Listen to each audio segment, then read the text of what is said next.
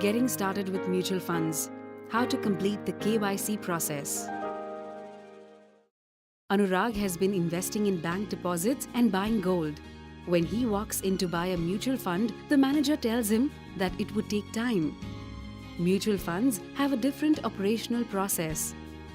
Anurag has to complete the Know Your Customer process before he can begin to invest.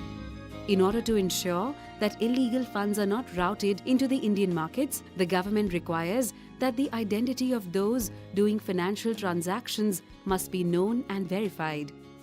This is the KYC process. Anurag needs 3 pieces of documentation. The first is the PAN card. He may already have one. If not, he should apply for one. Second is the proof of identity, which should have been issued by a government agency. Third is the proof of address, which can be any of the approved documents that carry his full address.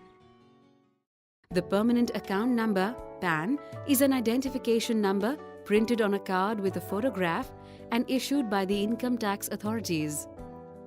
PAN has been notified as the single identification number for all financial transactions. Applications can be made online to service providers such as NSDL. A nominal fee is also payable. Passport, driving license, voter ID, PAN card and Aadhaar card are accepted as proof of identity. The same documents may have the address too, but may not be the current one. In that case, address proofs in the form of utility bills from government agencies for telephone or electricity or bank statements attested by the manager are accepted. The documents for proof of address should not be more than 3 months old. Anurag can download the KYC forms online, complete the details, and submit the proof of identity, address, and PAN to the mutual fund or distributor. A copy of the documents in A4 size paper, self-attested by Anurag's signature, is given and verified. A photograph is also attached to the form. Before Anurag can submit the KYC form, a registered intermediary, as per rules, should have done an in-person verification (IPV) of his address and identity and certified it. If he routes his application through a mutual fund distributor, such a distributor can certify the IPV.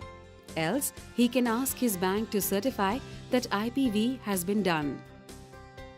KYC is mandatory for all joint holders in a folio, even in case of HUFs and NRIs.